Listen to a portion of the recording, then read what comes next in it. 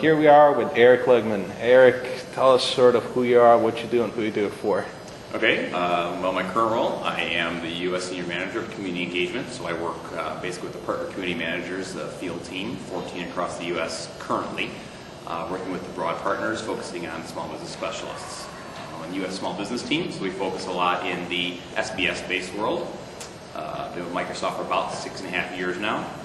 Prior to Microsoft, I owned a channel partner, so we started out with just myself in a basement, doing 12 SKUs, 10 for Microsoft, started in licensing, grew from there, took on hardware, then went into networking, system building, took on training. By the time I left my company, we had grown to multi-million, done business in about 26 countries, but still heavily based in licensing, and worked with about 102,000 SKUs in our catalog at the time. So you were a partner? I started out in the field. I actually started in the channel working for a partner. Mm-hmm. And then due to circumstances, had to move and started up my company. I was young at the time, figured I had time to recover, and started a partner and grew it and grew it and grew it. And then one day was at a Microsoft event. Somebody happened to say, "Hey, we have an opening, and you might want to talk to us." I'm happy with my boss. We'll see what happens. And long story short, here I am. How did they sell you on coming onto licensing? I mean, obviously not one of the most envied roles at Microsoft. I'm just guessing here. There's not going to be tomato flying. Favorite topic. Yeah, it is a favorite topic, but how do they sell you? And what basically drives the passion to tell people how to do stuff the right way? Actually, it started back when I was in the channel. I took on licensing, and I was actually with the first partner to sell open license when it became an actual product and an actual offering. I took on licensing basically at the time because in the channel I was trying to teach people how to buy Microsoft products, because that's what we were doing, selling Microsoft products. In order to do that, anytime you sell any kind of software, you're selling a license, whether it's Microsoft or anybody else. And so I was actually self-taught licensing. I taught myself as a partner, and when I went out and talked to a customer, I wanted to make sure I was giving them the best solution, the best options, make sure they understood their options. So I wanted to make sure I knew them. It's like you learn your tech. I learned the tech and the licensing. So when I went out, it was you're offering a complete solution. I can save you money. I can make sure you have what you need. I can make sure you're not illegally licensed, and you're going to feel comfortable working with me. And I sold our relationship. If you buy from me, I will guarantee you're going to have a good experience, and you're going to have what you want, and I'll get you the best price I possibly can. I'm not always going to be the least expensive, but you're always going to get the right thing from me. And that's the way I built my business. And the funny thing was, as I mentioned, I grew my company out. So after 5.5 years of running my business, I did most of my stuff via phone. And actually, when I moved into an office, people to the side of me didn't know I was there for the first 2 years, because we didn't do anything face-to-face for the longest time. I did most of my stuff on the phone, via building relationships, saying, "I'll take care of you."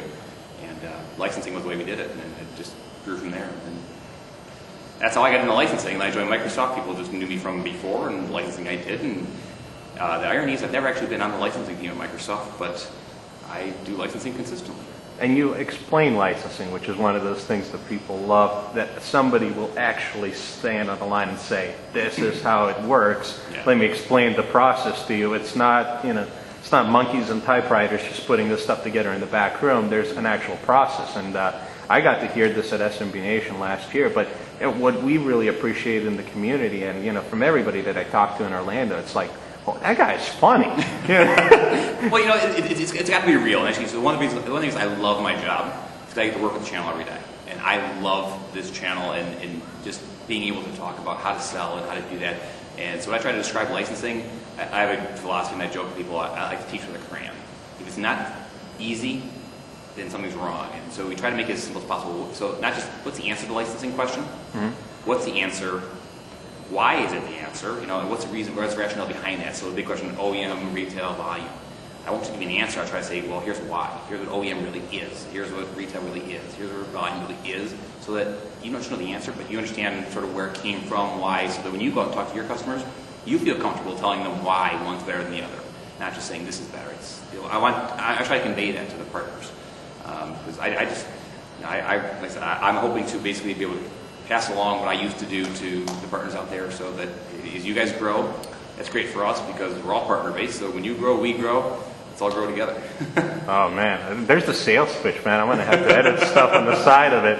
No, I really love all the websites, and you know, as Carl mentioned the other day to you, is like I always travel with these 3 websites, and we won't mention the third one, but which is my work. But you know, one of the things, you know, we always face issues in the small business, like okay, we have problems with Action Pack, we have problems with people not going genuine, we have people that for lack of a better term, have installed one copy on everything they have. So try to define sort of genuine, if you possibly can. What exactly is the whole move behind genuine software? How is that, you know, for the skeptics out there, how is that going to provide the customer with a sense of security? Well, you know, anytime you're buying illegitimate software, you never know there's so many different types of piracy out there, right? There's hard disk floating, there's just buying illegal software, there's downloading, all that kind of stuff. What unfortunately happens is it puts a customer in a bad place. Either they're running illegal software, which puts them in a bad place legally, or they're running, may not even be all the bits, which we've seen too. You download something or you get a bad disk, and without all the bits, you're missing security, you're missing code, and if you're betting your business on that, and all of a sudden it goes down, that's a really bad thing. So it just puts customer risk in multiple different ways, technology-wise, legally-wise. So the idea behind genuine is really trying to make sure that people go out and they're buying Microsoft, and they're buying Microsoft because they want that technology. And there's options to buy operating systems, Office, those type of solutions from multiple companies. If they're buying Microsoft, we hope they're buying Microsoft for what we provide. So the product is there, the solution's there. We want to make sure that when they buy that, they get the solution they're paying for. Right? They're paying money for this stuff, so they should be getting what they're investing in. So make sure they know. The one question is, how do we know it's genuine? So look for this certificate of authenticity, right? If you're buying volume, you know buying much for businesses is great. You know it's come from us. There's no way it's illegitimate. So you're getting what you're buying, what you're paying for. You're getting the solution. It's there. You can trust the company behind it, and that's one of the things we try to build on relationship. So that's really the idea behind genuine. Make sure you know customers are getting what they're investing in, and when we put out updates and everything else, they'll work for them. They're there, and they know what they're getting into. Cool. I need now the elevator pitch. Let's say that we, just for sake of argument, edited this tape in a way that it gets you fired. And you have to go back to the dreaded channel. You will find Let's say you go back to the channel program. Let's say you're becoming a partner.